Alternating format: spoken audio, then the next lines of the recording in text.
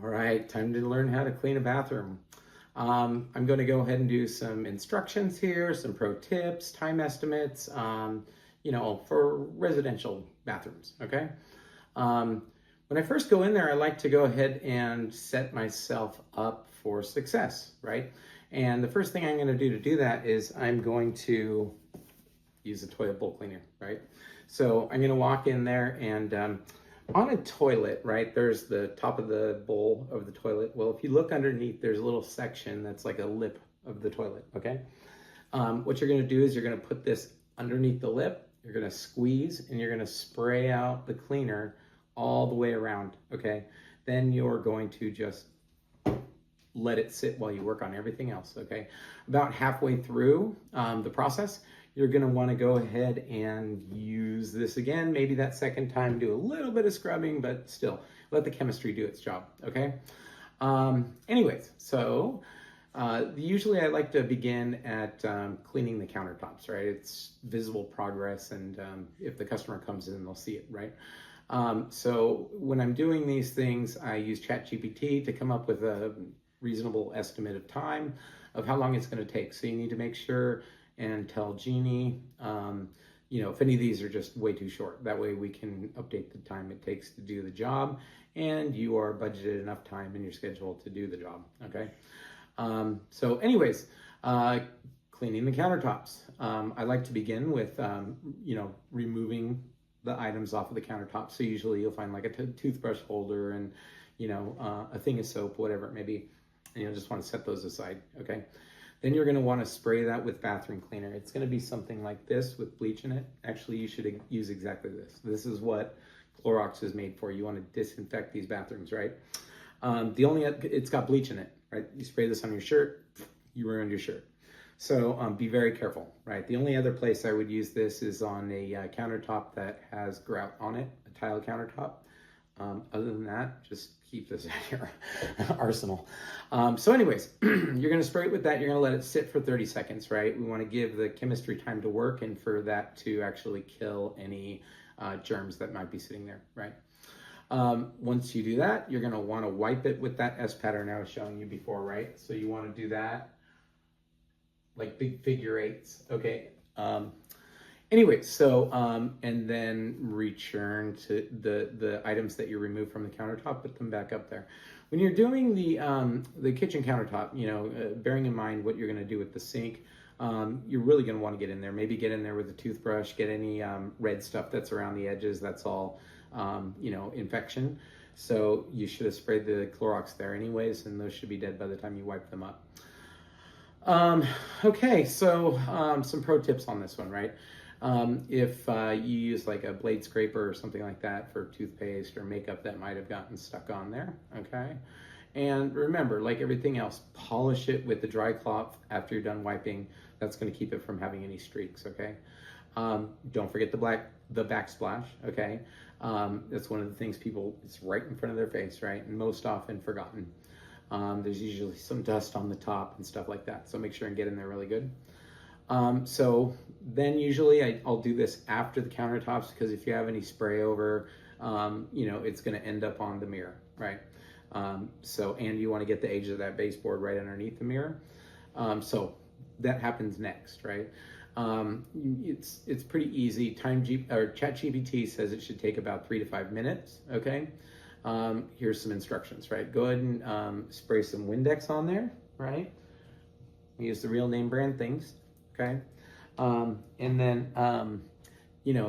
Just spray it lightly. It's not one of those things that the more the better, right? You just want to be able to get it saturated. And then wipe it with a lint-free microfiber, right? So we want to use something like this, all right? In a circular motion, okay? And we do that because it's the same thing as buffing. You're not going to be able to see any of those like swirl marks or anything like that, okay? Pro tips on this one, work from the top to the bottom. So start on the mirror up there and work your way down. That way if anything is dribbling, out below where you're going to wipe next, right? And then again, look at it from different angles to see if you can see any streaks or areas that you might have missed, okay? That's really important when somebody goes in to inspect your work. That's what they do, okay? Then you're going to want to scrub the sinks and faucet. ChatGPT says this takes about 5 to 7 minutes, okay? Instructions would be to rinse and apply the bathroom cleaner, right? Again, we're going to use Clorox. We want to, go ahead and, kill anything that's in there, right? So you're going to want to, rinse it first, okay, before you do anything else. You're going to want to scrub the bowl, rim, faucet base, use a toothbrush around the edges. I was just talking about this a second ago. And then you're going to want to go ahead and rinse it dry, okay? So, some pro tips on this one: use non-abrasive scrub pad. It can kind of get some of that toothpaste off of there.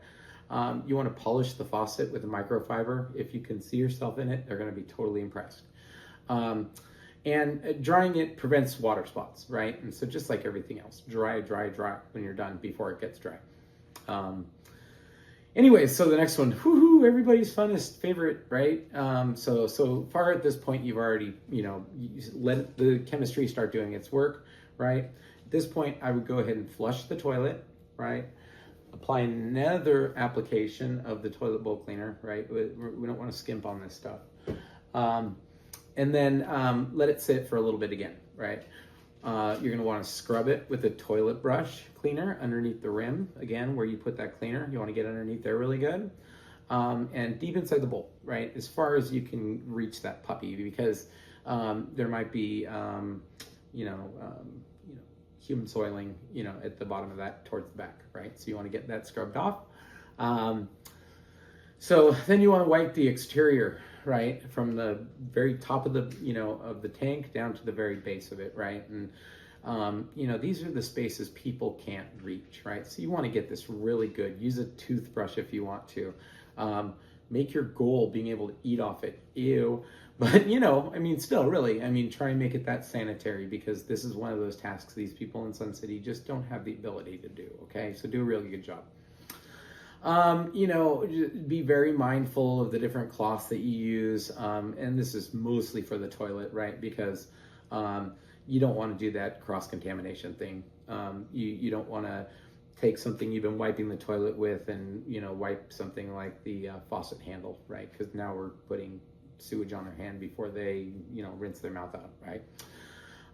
Okay, so next thing would be to wipe the bathtub or the shower, right? And so this, it can be a little more difficult. This is probably the most difficult task in cleaning a bathroom, right?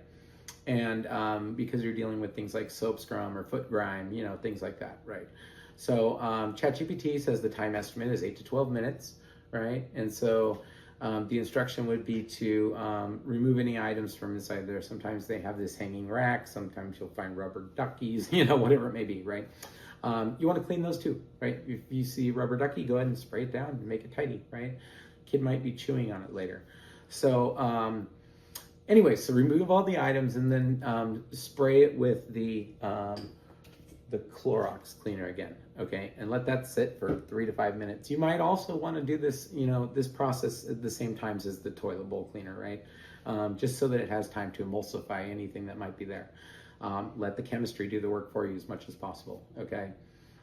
So again, 3 to 5 minutes. Scrub the walls, the corners, the base, get into those detail areas. And like I said, you're going to run into a lot of glass that might have soap spots on it, right? And so we have this stuff. It's essentially CLR, right? Lime-A-Way. We switch between the two, but they're both high-end name brand products. Anyways, you're going to want to spray this on there. Also let it dry, dwell for 3 to 5 minutes, okay, on the glass walls, all right? Once you're done with that, you're going to want to scrub it down with a scrubby a little bit, and then, treat clear glass like clear glass, right? So that's when you're going to want to jump back in with the Windex and make sure it looks nice and clean. Take the time to do it. You can see right through this glass to other glass. So it's really important to get those with the microfiber once you're done cleaning them. Okay. Sometimes I've been trying to equip the bags, the totes with it, a squeegee, You know, some people like to put it down, and instead of drying it with microfiber, they'll use a squeegee, and I think that's great too, right? There's like an art to it, but you know, if you can get that down, by all means, that's great. So anyways, use a grout brush in the corners. Make sure you get all those little spaces in between. That's why they're paying us. They can go in there and rinse it out themselves, okay? You know, I've seen before, you know, a cleaner that no longer works with us leave a big clump of hair at the bottom of the shower, right? That's not going to work. That's not why they're paying us, right? So anyways, more pro tips. Use the grout brush. Work from the top down. Remember, this is one of those things, always, usually the bathroom's in the back far corner, so you're going to be starting in the bathroom, okay? Well, sometimes starting in the master closet, okay? But anyways, and you're going to work your way through. So you're also going from the top to bottom down. So since it's that first area, you probably already hit it with the cobweb thing and the duster, and everything's fallen down towards the bottom of the area. So again, work from the top down. You don't want to have to re-clean over and over and over again because you keep making it dirty. And then, you know, be sure to rinse it inside there really well to avoid any slippery residue of anything you might have put down, okay? You know, and do that pretty good. So next, we're gonna go ahead and clean the bathroom floor. ChatGPT says time estimate is 6 to 8 minutes, depending on the size of the bathroom. That sounds about right. You know, the instructions here are gonna be to begin with vacuuming or sweeping. I like to vacuum the entire place instead of using a broom. The broom just pushes stuff around, especially if there's tile and grout in that area. You want to suck that stuff out, right? You don't want to just brush it and get it dug into the grout, or else we're gonna be using the heavy equipment to get it out, okay? So anyways, when you're done with that, you're gonna want to mop it with the bathroom safe cleaner, right? And so this is where it gets a little complicated. So we include Pine Sol, right? Pine Sol is a disinfectant. It's going to kill anything on that floor. Okay, that's really important. Some people like the scent of other cleaners and they'll offer it to you to use. Okay, unless they can't stand the smell of Pine Sol, we really need to recommend we use that because other brand names, they don't kill any germs. They don't do anything like that. And this is an area we're really trying to get sanitary, so we don't want to make it a breeding ground for more to grow back if we can avoid it, okay? When you're mopping, make sure you get behind the toilets, underneath the vanity, make sure and get into those details. Remember, that's where they're looking. They're looking for the details. They expect it to be mopped, but are you getting back there, right? So anyways, you know, in the corners and stuff, sometimes you can get a little bit of dirt and grime there. So use a detail brush along the baseboards, right? You don't want to have a bunch of pet hair, you know, bound up in there, or, you know, have the baseboards looking, you know, like, you know, covered in dust or dirty of some sort. Again, I mean, in a bathroom, especially if you see any water damage to the baseboards, you really, really, really want to make sure that is recorded, or you let the customer know so they don't come back and blame us, okay? Emptying the trash bin, okay, 2 to 3 minutes. The first thing you're going to want to do is remove the old liner, okay? Take that thing out of there, and then spray and wipe inside the bin, okay? Sometimes that's really good opportunity. Just use Lysol, right? Because you're not trying to, you know, to dip the thing in a tank. You're really just trying to disinfect it and wipe off anything that might have sprayed there. You know, sometimes their coffee falls and some sprays up on the liners. So you really need to be mindful of making sure that's clean, okay? You know, so spray inside and wipe the bin, okay? Replace the liner. And some pro tips on this one would be to, you know, when you're taking the garbage out, to remove it, you know, if it's heavy, right, and they put, you know, a towel in there that needs to be thrown away, go ahead and double bag that liner, right? Because the ones we use for inside bathrooms have a tendency to be a little bit thin because things like toilet paper rolls are going in there, and we want to try and, you know, do the responsible thing and keep as much plastic out of the system as we can. You know, another thing that really seems to impress people is when you put down some extra liners at the bottom. So when they have to change it themselves, they don't have to go look for one. It's right there, right? And they can just put it in there and it matches, and it's all, you know, what they would expect. And it's what they expect next time. So make sure and stay on top of that, okay? All right, so dusting baseboards. It seems like it's a lot harder than it is. It's really not, right? So the first thing you're going to want to do is wipe off any dust. And usually I find something like that that thing that you use to get the cobwebs out of corners works best, right? You just want to get those things dusted off. They also have a attachment that's a microfiber, end to it. So that's probably a good choice as well. So yeah, get those dusted down. Look for any smudges there. Use a damp cloth, okay, to go ahead and wipe those smudges off. Make sure, follow it up with a dry cloth. Be sure to focus behind doors in your toilets, right? So you don't want to be in the situation where you walk in, the door's open to the toilet area, and you clean everything in there and it looks fantastic, but you forgot to get behind that door. The customer goes sit down on the toilet, they close the door, and now they're looking at a big dirty spot thinking about what a bad job we did, okay? We don't want that to happen. So always, always, always make sure and get behind that door, because the door opens and closes, okay? And that's universal, any doors, right? So, some pro tips on this one. I'm not sure if I mentioned with dusting baseboards, ChatGPT says 4 to 6 minutes. Again, keep Genie updated. Pro tips, right? Use magic erasers for scuffs. Those things are incredible. And detail the edges with a microfiber. Okay, you want to get in there pretty good. So when you're done with that, you're going to want to spot wipe the walls and doors. Okay, so around the edges of the door jambs, make sure you get up at the top of the molding. Okay, ChatGPT says this is going to take 3 to 5 minutes. Okay, so you want to spray the cloth, not the wall. Okay, you're going to want to use something like 409. Okay, sprayed on the cloth. And then go ahead and wipe all the edges, right? Make sure you get it good, because you might use that section as a white glove test, okay?